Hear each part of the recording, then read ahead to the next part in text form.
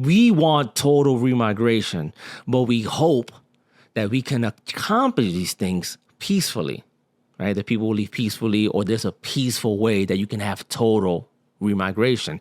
That's like advocating for rape. Okay, it's like, imagine advocating for rape and then making the statement or claiming that I hope that we can have a lot of consensual lovemaking out there while actively advocating for rape. Like people just say things, and within the word itself, that term, total remigration, it's non-consent, violation of the individual is already embedded in that term, total remigration. It's like involves non-consent. If someone wants to be raped, then it's no longer it's kinky sex or whatever the case is. But in order to achieve your goal, your end goal, you have to apply force. Now, why is this wrong? Well, number one, it comes like you always have to argue from first principles. So the theme of this video is going to be very simple. The theme of this video is that people believe that they can break principle in order to satisfy self-interest or self-fulfilling needs or wants or desires. Can't do that. There's nothing wrong with wanting people out of your country that you don't want to associate with that have violated the non-aggression principle. People that have committed fraud, entered illegally, people that have committed murder, etc. Remigration is fine and doesn't violate any principles. The foundational argument is self-ownership. Then from self-ownership, you get the NAP, which is the non-aggression principle. You do not have the right to aggress on another individual. I, as an individual, cannot aggress upon another individual unless it's for self-defense. When you talk about white privilege, well, whites have privilege in the sense that they're higher IQ, right, on average compared to most immigrants, right, or illegals or nons, right? Now, FroJax's says that whites are a group that has higher conscience. Okay.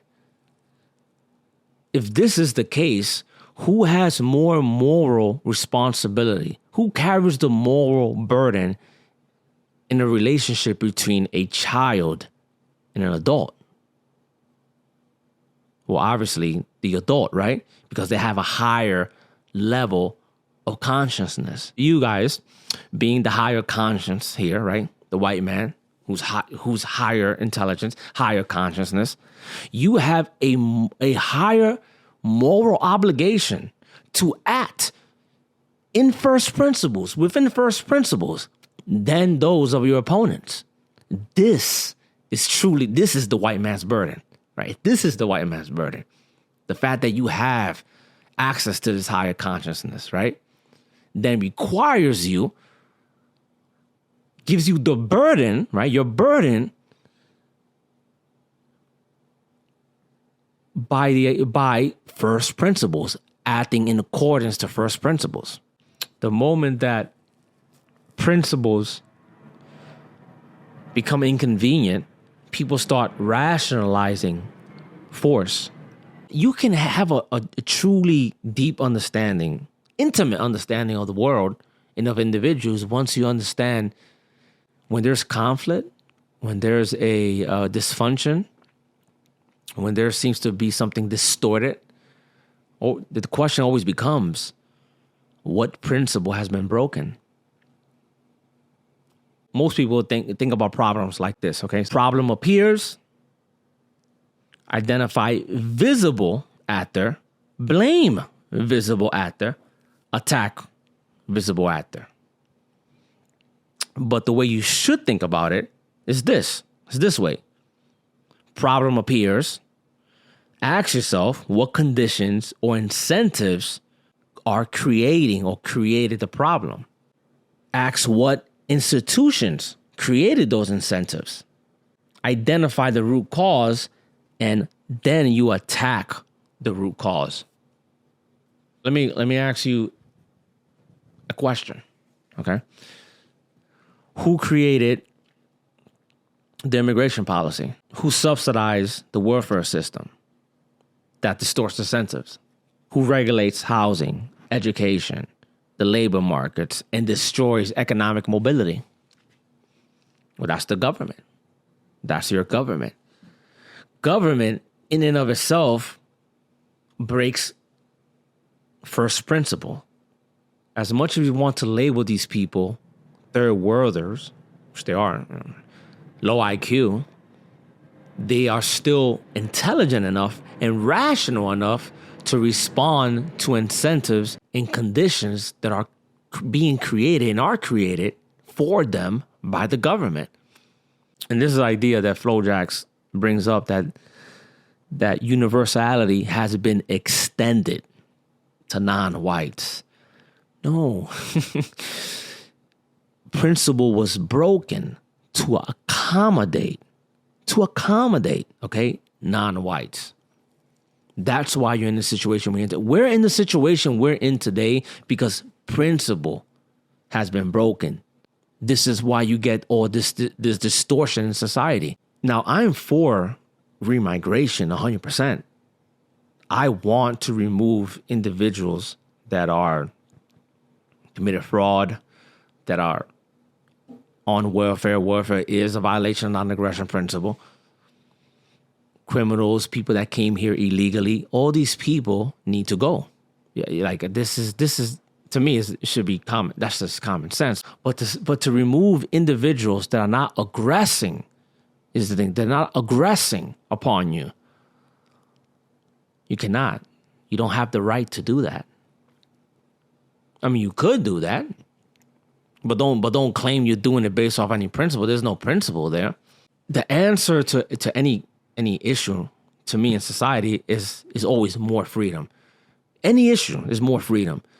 So what I would do, right, is instead of total remigration, the first thing you need to do is eliminate the welfare system. By eliminating the welfare system, you make it extremely, extremely unattractive for those third worlders to want to migrate to your country anymore because there's no more freebies. That's the first thing you need to do. And then also you're going to have people that are in America right now that they survive based on the fact that the government steals money from one group and gives it to another group. You're going to have a lot of people that are going to leave voluntarily. And you are going to get those that do become violent, but that could be dealt with easily. I'm not saying easily, but those people can be dealt with. But the first thing is that you have to remove the incentive for these people to want to come in. Because no, I'm genuinely curious when they say total remigration. So, for example, someone like me, well, you got to go because you're a non. You got to go because you're a non. All right. Let's say my father came here illegally, right? Let's just say that. He didn't, but let's just say my father came here illegally. But I was born here, right? I already established myself here. I didn't aggress upon anybody to get here. Am I responsible for the sins of my father? If that's the case, then you also, if you're going to universalize this, you also are responsible for the sins of your father. If I'm responsible for my father coming here illegally, then you're, no matter how many generations it was, right? Which my father didn't come here illegally, but I'm just, for the sake of argument, and then your forefathers, or the whites that owned slaves, because you're from the same racial tribe, then you're responsible for the sins of your father. Is that really where you want to take this? Is that really where you want to go with this? Does that make sense to you? In order for this to make sense to me, the movement, right, your movement, will need to focus first on your traders. You need to focus on the institution that's creating the problems, which is the government. The individuals in the government that are incentivized to create these incentives for immigrants. People use force upon us as children, and then we grow up believing that force has to be used in order to implement things in society.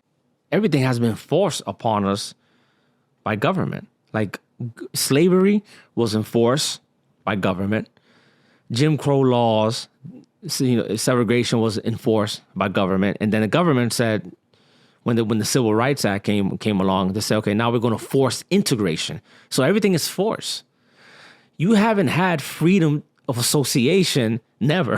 There hasn't been freedom of association. The government never said after Jim Crow laws, okay, we're going to abolish Jim Crow laws, and now you can associate freely as you wish with whoever you want. No, the government says that we're going to force association. You're forced to associate with individuals that you don't want to. And because you broke principle, because the foundation is corrupt, you have all these issues. The only reason that you don't have freedom of association is because of the government. The only reason why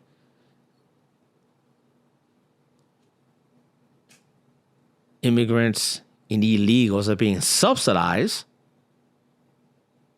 meaning that you are funding them, is through the government. The government violates the non-aggression principle consistently. The idea that we need a government, if the government is not around to violate my rights, who's going to protect my rights? Oh my God. Is there force involved? If there is no force involved, I don't care what happens. Freedom is not a promise of equal outcomes.